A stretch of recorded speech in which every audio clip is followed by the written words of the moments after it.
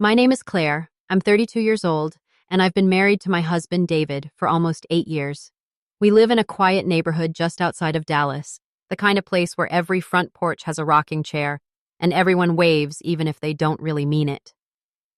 David's always been the steady one, reliable, predictable, the man who never forgot an anniversary, who brought home flowers just because, and who always kissed me on the forehead before leaving for work. We didn't have a perfect marriage, but it was solid, or at least I thought it was. Everything changed the day my sister Lily called. She was crying. Her voice cracked through the phone, raw and tired. "Claire, can I stay with you for a while? Just until I figure things out?" Lily was 26, beautiful, impulsive, the wild one in the family. We hadn't been close in years, but she was my sister. Of course I said yes. When I told David, he hesitated. "For how long?" he asked, his brow creasing. "I don't know," I admitted. "She's been through a breakup. I just want to help her get back on her feet." I didn't throw David out. I didn't scream. I didn't even cry that night. It was strange. The silence between us became its own kind of punishment. He started sleeping in the guest room, the same one Lily had used. Sometimes, when I walked past that door, I'd hear the sound of him breathing quietly, as if afraid that even his sleep might disturb me. Days turned into weeks, and though we still lived under the same roof, it felt like we were ghosts haunting the remains of what used to be a marriage. I couldn't look at him the same way anymore.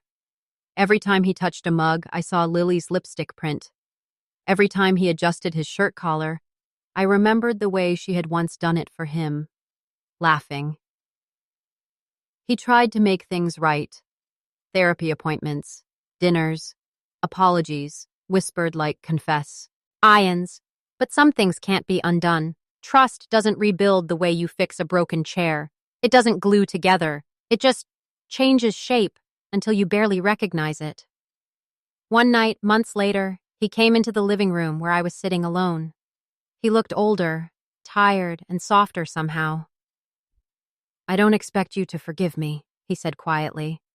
"I just want you to know I regret it every day." I stared at the television, its flickering light washing over his face. "You didn't just cheat on me, David," I said finally. "You cheated with a part of me, my family, my blood." He nodded slowly, tears brimming. "I know." He left for good a week later. No fight, no shouting, just a suitcase, a heavy silence, and the sound of the front door closing for the last time. Lily never came back home. My parents don't talk about her anymore. She moved to another state, started a new life, maybe even found someone else to believe in. As for me, I learned to live with the echoes. The house still feels too big sometimes, too quiet. But in that quiet, I've found something I didn't expect. Clarity. I learned that betrayal doesn't just destroy love, it strips away illusions. It forces you to see what was real and what was only hope pretending to be truth. And even now, when I look out the window and see the sun dipping low, I remember the night I asked my husband to let my sister stay. He did what I said, but in the end, it was me who had to learn how to live with what that truly meant. He sighed, then nodded. "All right, if that's what you want." I didn't realize then what those words would cost me. Lily arrived that Friday night. She looked different, thinner, her eyes tired, but still striking.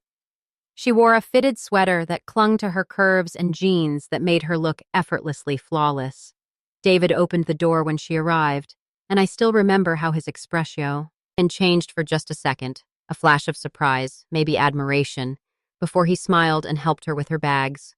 At dinner, Lily laughed more than I'd seen in years. David kept the wine flowing, and soon they were teasing each other like old friends. I sat there, smiling, pretending not to notice how easily they connected. Over the next few days, Lily made herself at home. She wore tank tops around the house, sometimes skipping a bra. She'd walk into the kitchen in just a towel after a shower, pretending not to notice David sitting at the table reading the newspaper. I told myself it was nothing. She was young, carefree. It was just her way. But something about the way David looked at her lingered in my mind like smoke after a fire. One afternoon, I came home early from work. The house was quiet. Too quiet. I called out, but no one answered. Then I heard soft laughter coming from the back porch. Through the sliding glass door, I saw them. David and Lily sitting close, his hand on her knee, their heads tilted toward each other, whispering. When I stepped outside, they both straightened up instantly. "Hey," Lily said, too brightly. "We were just talking about the garden." David smiled, but his face was pale. "Yeah, your sister's got some ideas about flowers." I forced a smile. That's nice. But something in me cracked that day. Over the next week, I watched them closely. The glances, the subtle touches, the way Lily's laughter lingered just a little too long when he was around. Then came the night I'll never forget. It was raining. The kind of slow, heavy rain that makes the world feel smaller. I had a migraine, so I went to bed early. Around midnight, I woke up to use the bathroom. And that's when I noticed David wasn't in bed. The faint sound of music came from downstairs. I slipped on my robe and followed it. The living room light was dim, and there they were, Lily and David, slow dancing, barefoot on the rug, holding each other like the world had stopped and pinning. For a moment, neither of them saw me. I stood frozen at the foot of the stairs, my breath caught in my throat. David's hand was on her lower back, his thumb tracing small circles. Lily looked up at him like he was the only man she'd ever loved. When she finally noticed me, her expression shifted from warmth to panic. "Claire," she began, but I didn't let her finish. I turned and walked back upstairs, closing the door behind me. My heart pounded so hard it hurt. A few minutes later, David came in. He didn't say anything. He just sat on the edge of the bed, his head in his hands. "I'm sorry," he whispered. "It just happened." I stared at him, numb. "With my sister?" He didn't deny it. The next morning, Lily was gone. She left a note on the counter. Just 2 words. "I'm sorry." David tried to talk to me for days, but the words meant nothing. I couldn't bring myself to forgive either of them. Weeks passed.